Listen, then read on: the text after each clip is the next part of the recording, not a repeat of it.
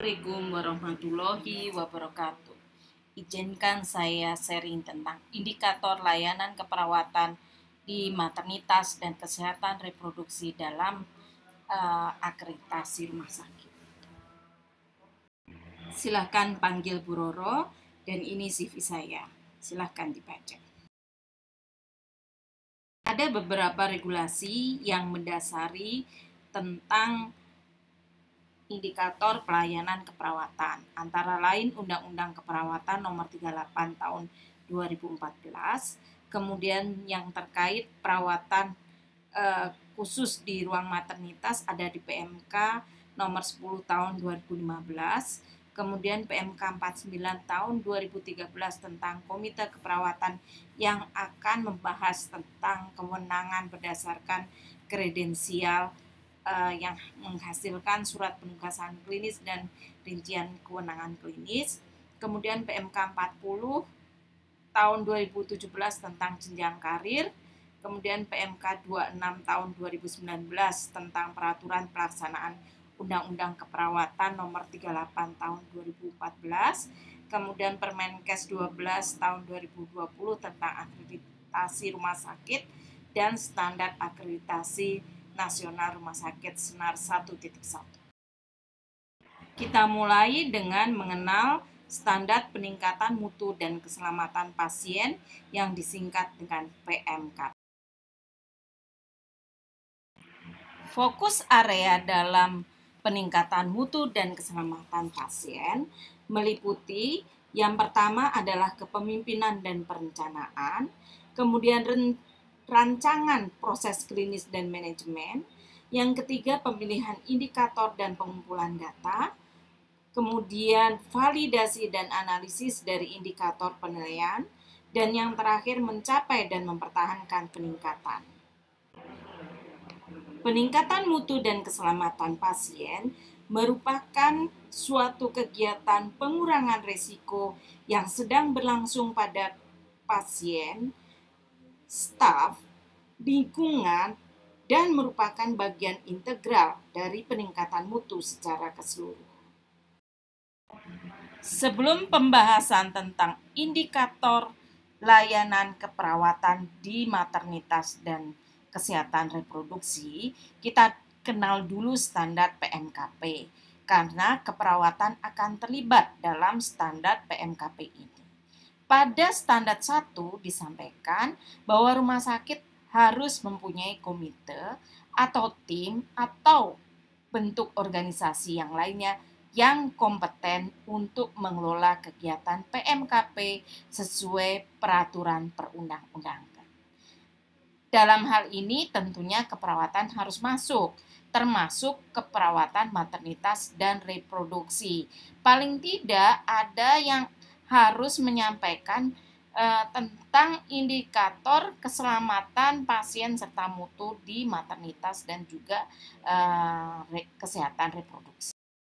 Pada PMKP standar 1 elemen 2 disampaikan bahwa seorang direktur rumah sakit menetapkan penanggung jawab data di masing-masing unit kerja. Artinya akan ada penanggung jawab data tentang mutu dan keselamatan pasien di pelayanan maternitas. Di sini tentunya kepala ruangan serta mungkin salah satu ditunjuk sebagai PIC mencatat, mengumpulkan, menganalisis data unit serta melaporkan data hasil ini kepada tim komite PMKP. Sampaikan bahwa rumah sakit harus mempunyai pedoman peningkatan mutu dan keselamatan pasien sesuai dengan referensi terkini. Artinya harus ada pedoman juga tentang pelayanan keperawatan di ruang maternitas dan reproduksi yang berkontribusi terhadap peningkatan mutu dan keselamatan pasien sesuai dengan referensi yang ini pedomannya harus dibuat, tentunya dibuat bersama-sama dengan tim profesional pemberi asuhan yang lainnya karena dalam era saat ini adalah arahnya era interkolaborasi profesional. Ini adalah salah satu contoh sistematika pedoman peningkatan mutu yang nanti bisa diterjemahkan pada pelayanan maternitas dan kesehatan reproduksi. Yang pertama, pendahuluan berisi latar belakang, tujuan dan sasaran.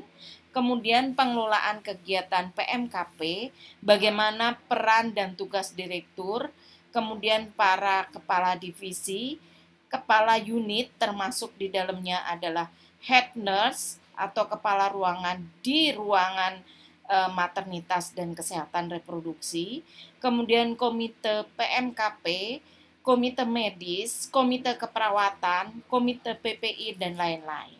Di sini ada yang keterlibatan keperawatan adalah di kepala unit atau head nurse, kemudian komite keperawatan dan juga kepala bidang keperawatan. Kemudian yang ketiga adalah pelaksanaan kegiatan PMKP yang meliputi peningkatan mutu prioritas rumah sakit. Ini nanti ditetapkan bersama-sama. Peningkatan mutu unit sesuai dengan pelayanannya, pengukuran pelaksanaan sasaran keselamatan pasien, penilaian kinerja profesional pemberi asuhan dan staf klinis, evaluasi kepatuhan standar pelayanan kedokteran dan juga termasuk keperawatan, sistem manajemen data mutu yang meliputi pengumpulan, analisa, validasi, interpretasi data, laporan dan feedback serta publikasi data. Yang terakhir adalah monitoring dan evaluasi program PMKP serta penutup. Jadi intinya pedomannya dibuat dulu, dibuat secara bersama-sama, mempunyai peran dan fungsi dari masing-masing sesuai dengan kewenangannya. Kemudian setelah ditetapkan program peningkatan mutu prioritas, maka dikumpulkan data, dianalisis, kemudian dibuat model perbaikan, serta diberikan suatu feedback untuk peningkatan mutu dan keselamatan pasien.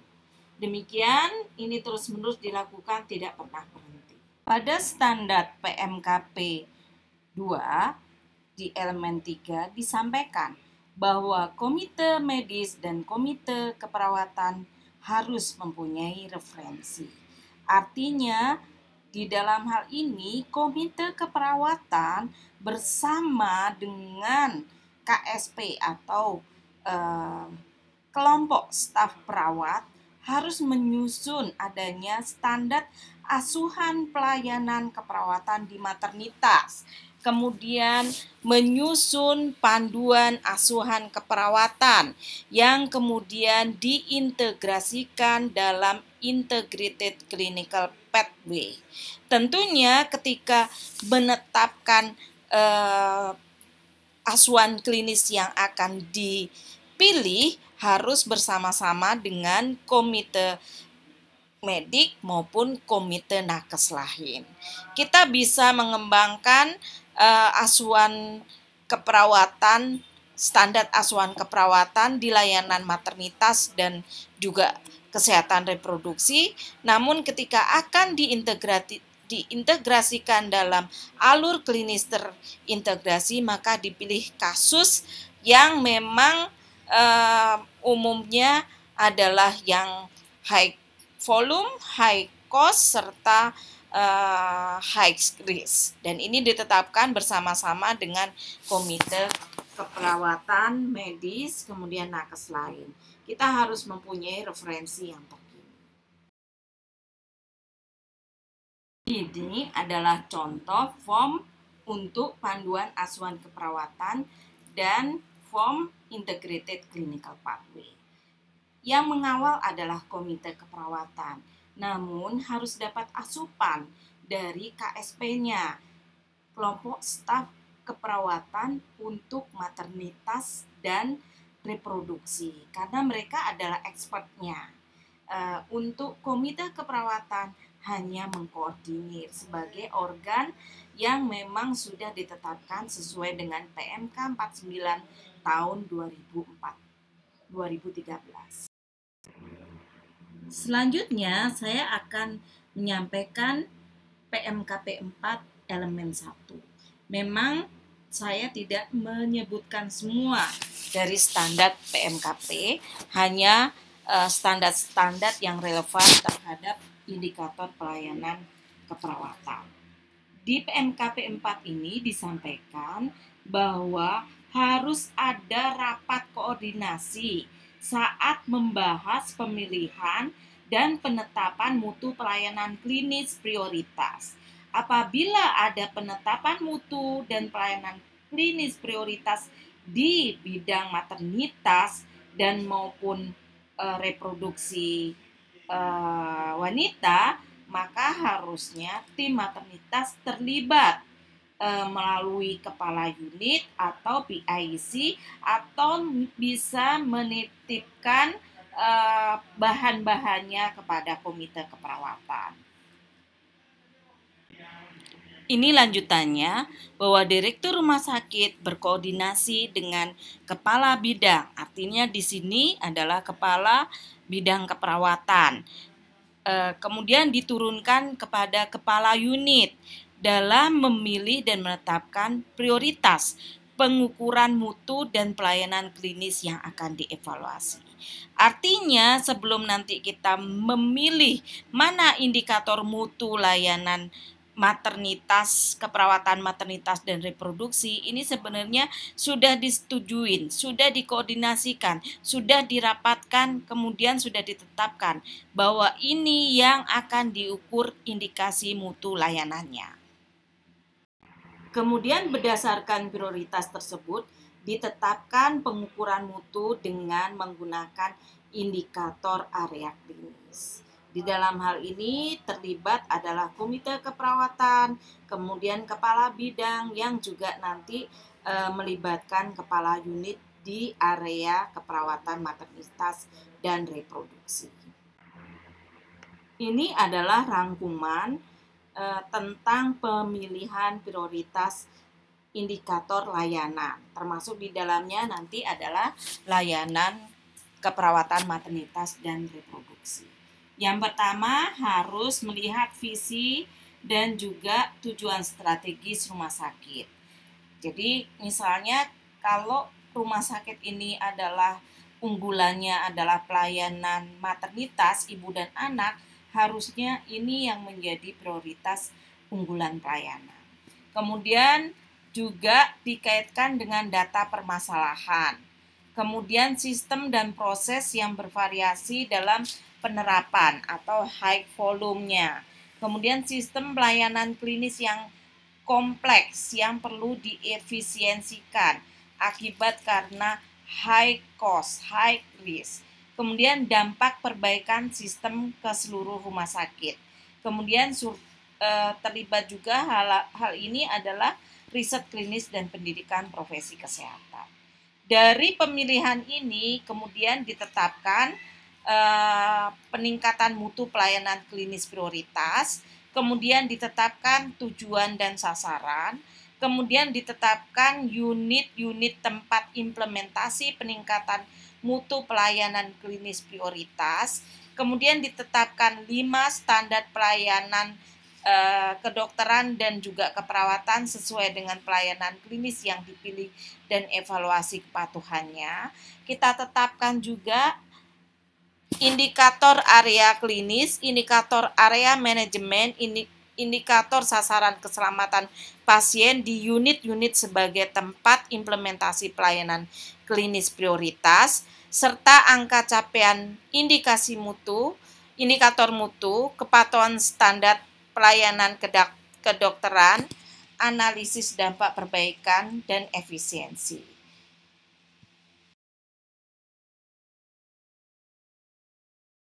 Indikator mutu keperawatan masuk di dalam indikator layanan klinis, jadi terintegrasi. Nah, apa yang bisa kita pilih dan kita usulkan sebagai indikator mutu pelayanan yang harus dikawal, kemudian evaluasi, dianalisis maupun ditingkatkan. Sebelum masuk ke sana, kita kenal dulu, ini adalah sejarah bahwa ternyata Florence Nightingale sudah dikenal sebagai orang pertama yang mencoba mengukur hasil asuhan keperawatan ketika dia mempelajari statistik morbiditas mortalitas selama perang dunia. Jadi intinya keperawatan sudah sejak awal mengenal adanya indikator mutu. Beberapa rujukan tentang indikator mutu keperawatan membagi menjadi tipenya dari proses, struktur, dan outcome. Untuk dari ANA disampaikan ada risiko jatuh, kemudian luka tekan, kemudian VAP, IADP, kemudian restrain, ISK. Untuk standar struktur termasuk di dalamnya skill mix, kemudian juga dari kepuasan perawat terhadap lingkungan kerja juga, kemudian edukasi dan sertifikasi perawat, kemudian untuk yang terkait outcome termasuk di dalamnya adalah bagaimana infiltrat IV line dari pediatrik atau anak, kemudian juga dari bagaimana asesmen pada pasien anak. Hal yang lain dikemukakan Karl Knox yang mungkin berbeda, yang sama tidak saya sebutkan kembali, adalah tentang bagaimana indikator maternal dan child deliveries. Ini mungkin cocok kalau diambil di maternitas ya. Kemudian juga bagaimana unit rate dari admission, pendaftaran, discharge, dan transfer. Kemudian juga di IGD, bagaimana patient flow di IGD ini juga diukur. Kemudian juga bagaimana border di IGD. Jadi emergency department encounters katanya. Ini adalah perbedaannya termasuk medication error rates.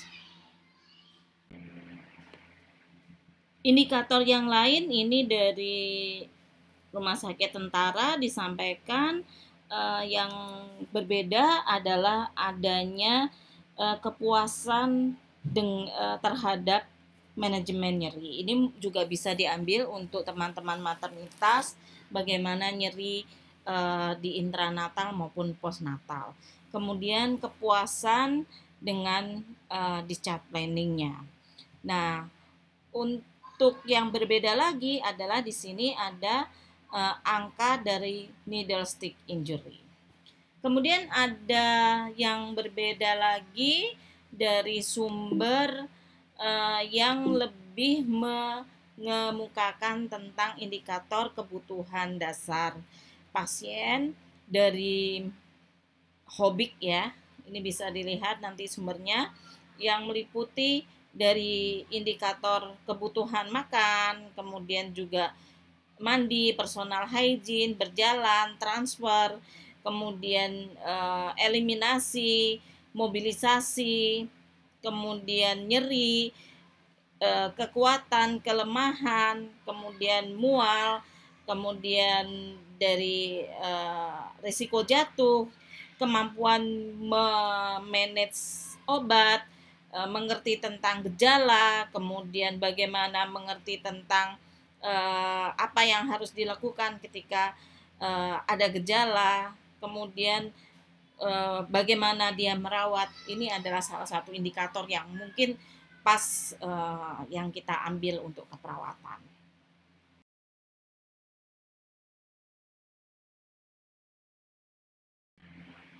Bagaimana di Indonesia?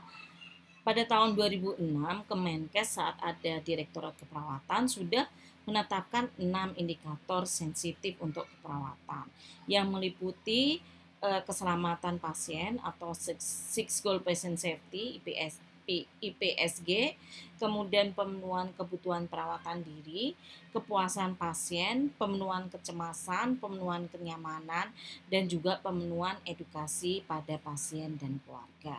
Nah, bagaimana kekhususan untuk pelayanan maternitas. Ini nanti mungkin bisa diambil dari 6 ini atau mungkin bisa ditambahkan, misalnya inisiasi menyusu dini, kemudian juga nyeri postpartum. Nah, ini indikator ini disampaikan, kemudian didiskusikan untuk diangkat, kemudian ketika sudah ditetapkan, ini yang menjadi komitmen untuk kita harus selalu tingkatkan. Kita punya data, kita analisis, kemudian kita tingkatkan. Selanjutnya, ini adalah indikator mutu rumah sakit yang mau tidak mau perawat maternitas dan reproduksi harus terlibat, karena ini adalah indikator dari rumah sakit yang secara nasional. Ada 12, namun yang mungkin relevan dengan keperawatan adalah yang pertama, yaitu kepatuhan penggunaan clinical pathway, dalam hal ini adalah nursing pathway-nya. Kemudian kelengkapan asesmen awal keperawatan dalam 24 jam. Ini hati-hati bahwa di ruang maternitas yang harus melakukan asesmen awal adalah keperawatan. Mengapa? Karena indikator mutu nasionalnya menyampaikan adalah kelengkapan asesmen awal keperawatan dalam 24 jam. Kemudian angka kejadian penundaan operasi elektif ini adalah menjadi bagian keperawatan apabila penundaannya bukan karena unsur pasien, tetapi mungkin antara lain misalnya karena persiapan yang tidak well prepared. Yang berikutnya adalah angka pasien jatuh dan angka infeksi luka operasi. Pada pasien-pasien pasca seksio mungkin ini juga bisa menjadi kontribusi dari teman-teman keperawatan.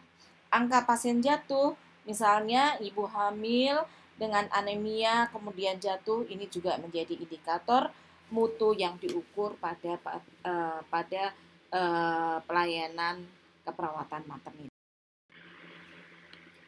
Kemudian yang dimasukkan ke dalam sistem Sismadak di SNARS ini ada 12. Yang pertama yang related dengan keperawatan adalah masih sama tadi, penundaan operasi elektif, kemudian kepatuhan terhadap clinical pathway, kemudian juga kepatuhan hand hygiene, bersihan tangan, kemudian kepatuhan upaya pencegahan risiko cedera akibat pasien jatuh, serta kepuasan pasien dan keluarga. Ini juga ada unsur keperawatan yang sangat berperan penting dalam indikator mutu nasional, karena perawat adalah profesional pemberi asuhan yang mempunyai jam kerja terlama di dekat pasien. Model kerjanya adalah 3 shift, 7 hari, dan 24 jam. Dalam BMKP 5 juga disampaikan harus mempunyai pedoman dalam mengevaluasi prioritas standar pelayanan, termasuk di dalamnya ini kedokteran dan keperawatan.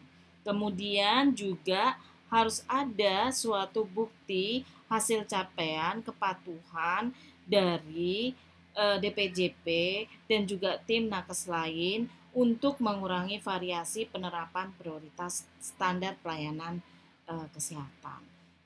Ini memang di standar ini belum termasuk di keperawatan, tapi arah kedepannya di keperawatan juga akan dilakukan evaluasi terkait bagaimana standar pelayanan keperawatan dan juga bagaimana kepatuhan terhadap standar yang sudah diberikan. Bagaimana cara melakukan evaluasi kepatuhan terhadap standar? Tentunya akan dilakukan suatu monitoring, evaluasi. Ini kalau di dokter adalah PPK, di keperawatan adalah PAK, kemudian di bagaimana implementasinya di clinical pathway. Kita di keperawatan juga ada audit keperawatan sesuai dengan PMK 49 tahun 2013. Kemudian yang dievaluasi di sini adalah bagaimana kepatuhan terhadap implementasi PAK yang sudah dibuat, kemudian juga indikator mutu yang sudah ditetapkan, baik dari struktur, proses maupun outcome. Jadi apa yang kita sudah tetapkan di depan, inilah nanti dilakukan monitoring dan evaluasi. Ini adalah contoh form audit klinis yang terintegrasi dengan PPA yang lainnya. Untuk keperawatan, yang diaudit adalah kesesuaian antara nursing proses dengan kasus, dan diutamakan adalah untuk asuhan yang mandiri.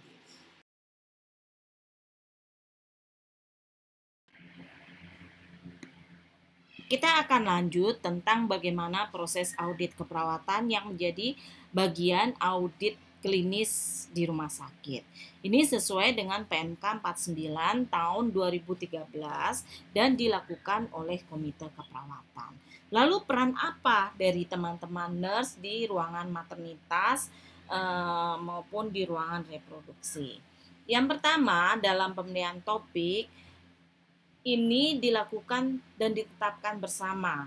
Terkait keperawatan ditetapkan oleh unit keperawatan dan juga komite keperawatan. Jadi teman-teman di nurse di ruangan maternitas itu bisa menyampaikan dari topik yang akan dilakukan audit kepada kepala ruangannya. Kepala ruangan dihimpun di KSP, kelompok staf keperawatan, kemudian juga di bidang keperawatan, duduk barengan ditetapkan topik apa yang akan diaudit dengan berdasarkan yang tadi sebagai unggulan, high volume, high risk maupun high cost. Kemudian penetapan standar dan kriteria, kita akan tetapkan kamus indikatornya. Kemudian menetapkan jumlah kasus atau sampel yang akan diaudit. Ini bisa menggunakan metode sampling seperti saat kita belajar riset, karena semakin mendekati populasi maka semakin baik hasil. Kemudian membandingkan standar atau kriteria dengan pelaksanaan pelayanan, melakukan analisis kasus yang tidak sesuai dengan standar dan kriteria, menerapkan perbaikan dan rencana re-audit. Ini adalah contoh dari kamus indikator pressure alert. Selanjutnya ada beberapa standar terkait yang harus juga diperhatikan karena keperawatan juga terlibat di dalamnya. Antara lain di 9.1 menetapkan jenis kejadian sentinel dan juga melakukan root cause analysis. Antara lain untuk di maternitas mungkin adalah misalnya penculikan bayi atau bayi tertukar, itu adalah kejadian sentinelnya. Kemudian PMKP 9.2 menganalisis kejadian tidak diinginkan, kemudian juga tindak lanjut. Jadi di ruang maternitas juga harus dianalisis kejadian-kejadian yang mungkin bisa terjadi, kemudian juga dikaitkan dengan yang kejadian tidak diinginkan dan juga kejadian nyaris cedera. Kemudian PMKP 10 itu mengukur dan mengevaluasi budaya keselamatan pasien dan evaluasi kepuasan pasien dan keluarga. Ini sangat related dengan keperawatan karena keperawatan mempunyai durasi jam yang lebih intens dengan pasien dan keluarga dibandingkan profesional pemberi asuhan yang lainnya.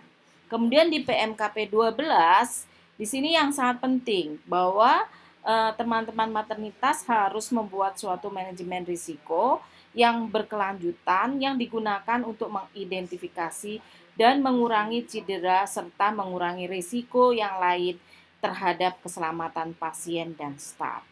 Dalam era COVID-19 ini harus diidentifikasi juga tentang risiko cedera atau risiko terhadap keselamatan staf akibat kondisi pandemi COVID-19.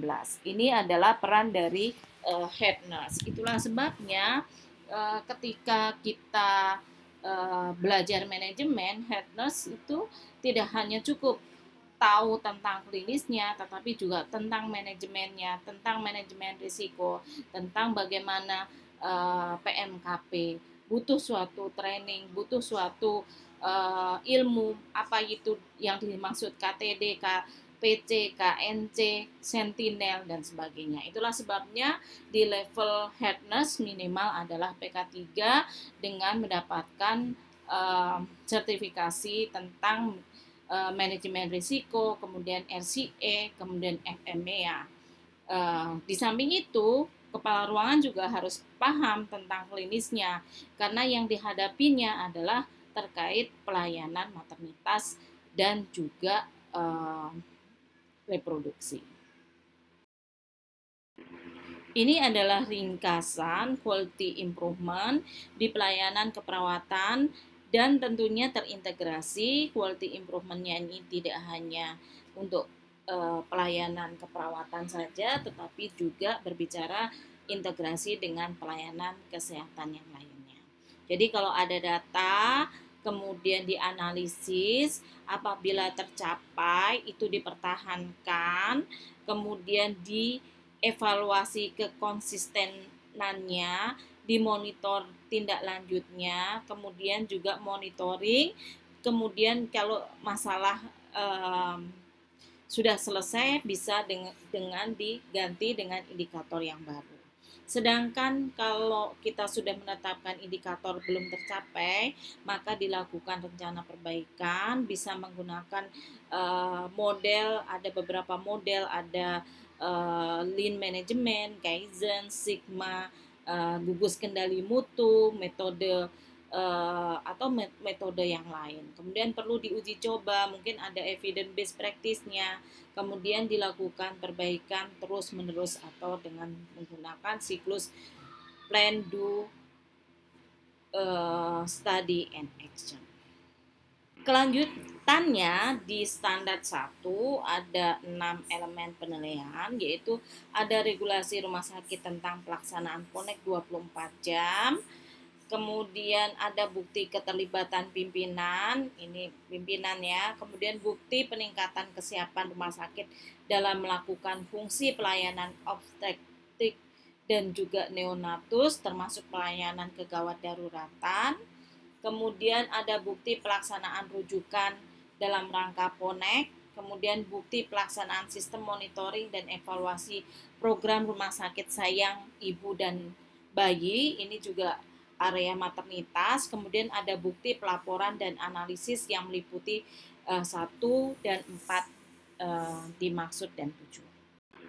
Kemudian di standar 1.1 ada 4 elemen penilaian, yaitu bukti terbentuknya PONEK serta program kerjanya, ada bukti pelatihan pelayanan PONEK, ada bukti pelayanan program tim PONEK, kemudian tersedia ruang pelayanan yang meliputi persyaratan untuk PONEK. Kemudian yang berikutnya adalah di standar 1.2, di mana rumah sakit melaksanakan pelayanan rawat gabung, mendorong pemberian ASI eksklusif, melaksanakan edukasi dan perawatan metode kanguru pada bayi berat badan lahir rendah. Ada 3 elemen, yaitu pelaksanaan rawat gabung, kemudian ada bukti rumah sakit melaksanakan inisiasi menyusu dini dan mendorong pemberian ASI eksklusif, serta ada bukti pelaksanaan edukasi dan perawatan metode kanguru pada bayi lahir berat badan rendah. Nah, ini adalah standar Proknas yang di dalamnya mungkin juga mengandung unsur indikator layanan keperawatan maternitas. Nurse, perawat maternitas punya kontribusi besar dalam quality improvement, continuous quality improvement. Di dalam akreditasi SNARS 1.1, keperawatan maternitas mempunyai peranan penting di dalam PMKP, peningkatan mutu dan keselamatan pasien.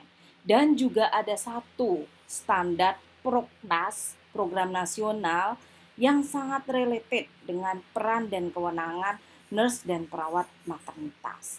Oleh sebab itu, teman-teman maternitas, teman-teman keperawatan maternitas harus mengembangkan diri, baik secara klinis.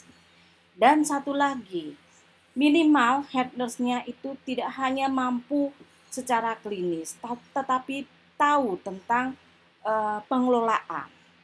Bagaimana tentang PMKP, tentang indikator mutu, kamus indikator, bagaimana mengembangkan, bagaimana duduk bareng dengan tim PPA yang lain, dikawal oleh komite keperawatan, kemudian juga dari bidang keperawatan bersama-sama untuk membuat suatu panduan asuhan keperawatan yang diintegrasikan di dalam ICP, Integrated Clinical Pathway. Setelah itu dilakukan audit klinis bersama-sama. Kemudian datanya dianalisis. Kemudian mana yang masih perlu diperbaiki, dikembangkan. Indikator mutu selalu dievaluasi. Indikator capaian klinis pun selalu dievaluasi. Dan perbaikan ini terus-menerus akan berjalan sehingga quality, keselamatan pasien dan keselamatan staf ini menjadi tujuan utama dari pelayanan keperawatan maternitas dan reproduksi. Selamat, dan saya akhiri. Wassalamualaikum warahmatullahi wabarakatuh. Terima kasih dan saya kembalikan